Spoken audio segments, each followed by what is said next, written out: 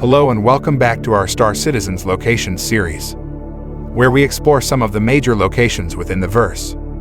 On our last episode, we explored ArcCorp and its super cities. For our final episode, we find ourselves at Microtech local system. Microtech is surrounded by 3 moons, Calliope, Cleo, and Utep. Let's begin with the cold world of Microtech.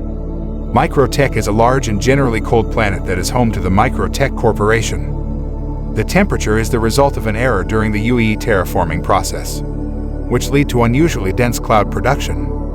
Microtech produces mobile glass here, a now standard piece of digital assistive technology used by nearly everyone in the empire. Although mobile glass has become their ubiquitous product, Microtech manufactures a wide variety of electronics, including those found in ship systems, and various ATMs located around high-population cities including Area 18. This planet is a good place to start looking for advanced sensor technologies which could provide an edge while dogfighting. Land on the planet is leased to smaller companies, including some of Microtech's competitors, which solidified the planet's reputation as the place for cutting-edge tech research and development. Buyouts among successful Stanton 4-based startups are common. Microtech is a terraformed planet, thus its atmosphere was specifically engineered to imitate Earth's. It is breathable and primarily contains nitrogen and oxygen, as well as trace amounts of argon and carbon dioxide.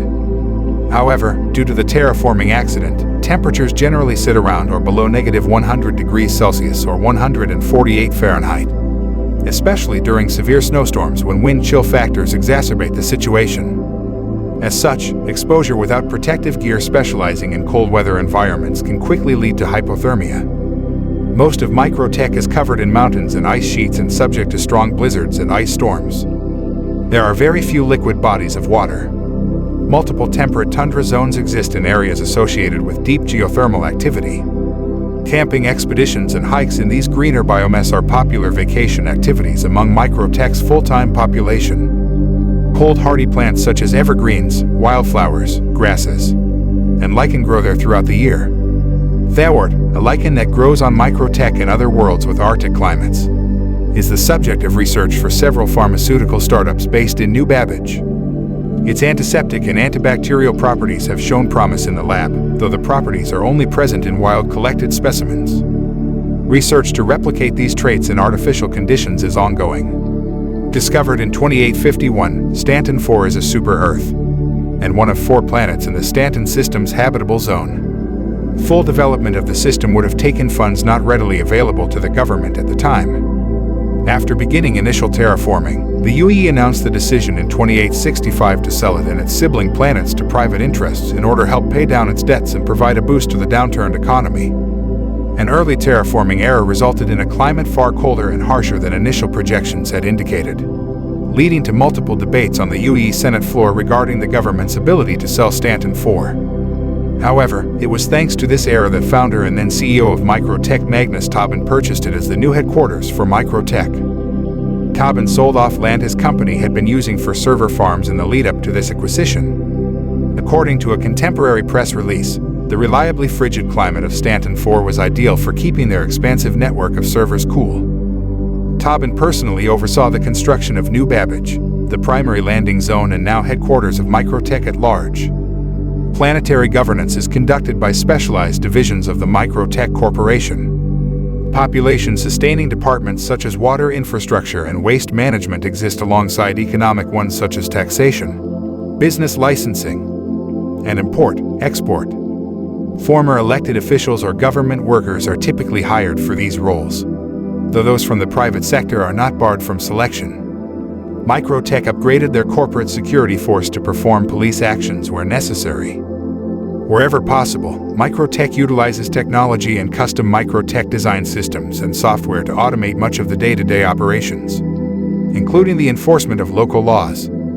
As immigration to Microtech increases, leaders within Microtech have debated the implementation of an eventual population cap. The city of New Babbage was designed to support the creativity of the highly skilled workforce needed to drive Microtech's future innovation. Areas like the Commons were constructed as creative workspaces, dedicated to providing areas for programmers and engineers to relax, network, and plan. The city's robust nightlife provides an outlet for the workforce's high-pressure crunch times and higher-than-average salaries. And visiting financiers and venture capitalists make regular use of the high-end bars. Inhabitants also like to escape the confines of the city to take part in outdoor cold-weather activities. Bleeding-edge technology is a common sight on Microtech, not only due to the company itself, but also the presence of other established tech companies alongside a constantly cycling roster of startups. Residents who don't keep abreast of the latest advances are generally seen as somewhat gauche by their peers, though this outlook varies. Members of the upper classes of the UE frequent the markets to secure the newest tech before it hits the market. Enclosed to protect the inhabitants against the freezing elements, New Babbage is a major social and economic trading hub on Microtech. Although it features Microtech's flagship store, the landing zone is a haven for smaller tech companies. Visitors are advised to seek work and cargo news at Wally's bar. Just don't ask for Wally. Moving on to Calliope. Calliope is a moon orbiting Microtech. It is named after the ancient Greek muse who inspires eloquence to supposedly remind those gazing upon the moon from Microtech to strive for pure expression of thought. Beset by high winds and low temperatures, Calliope becomes so cold at night that even exceptionally insulated weather suits can fail. The dark side of this moon is a dangerous one, even to the most experienced adventurer. Low clouds and ground fog regularly reduce surface visibility to a minimum. Next we have Cleo. It is named after the ancient Greek muse of history to supposedly remind those gazing upon the moon from Microtech to remember that their work stands on those who came before them. Cleo's defining feature is a series of liquid oceans covering much of its surface. Snowy mountains, reminiscent of the famous Microtech slopes, cover the other half of the surface, with unique and distinctly shaped icebergs meshing the difference. Regions with mountains and valleys that slide abruptly into the ocean at the coast and wide fields of white snow make this moon a picturesque destination. The hazy pink and green sky and jade oceans give this moon an alien feel, unmatched by anything else in the Stanton system. On to Utep. Utep is a natural satellite of Microtech. It is the smallest of Microtech's 3 moons and features vast frozen oceans and exposed ice sheets. From time to time, tips of land jut out from the ice to create a harsh and intimidating plain. Rather than large bodies of land, clusters of islands can be found around the surface, sometimes numbering in the thousands.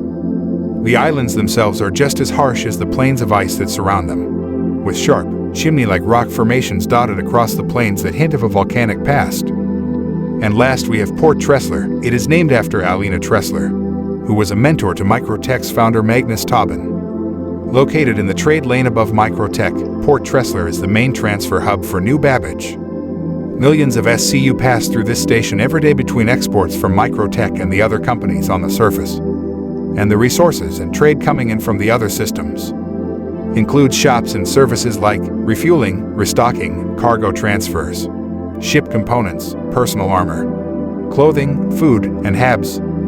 And that does it for our final episode of Star Citizen Locations. Hope to see you next time as we travel beyond. Did we miss any major locations in Stranton? Let us know in the comments below.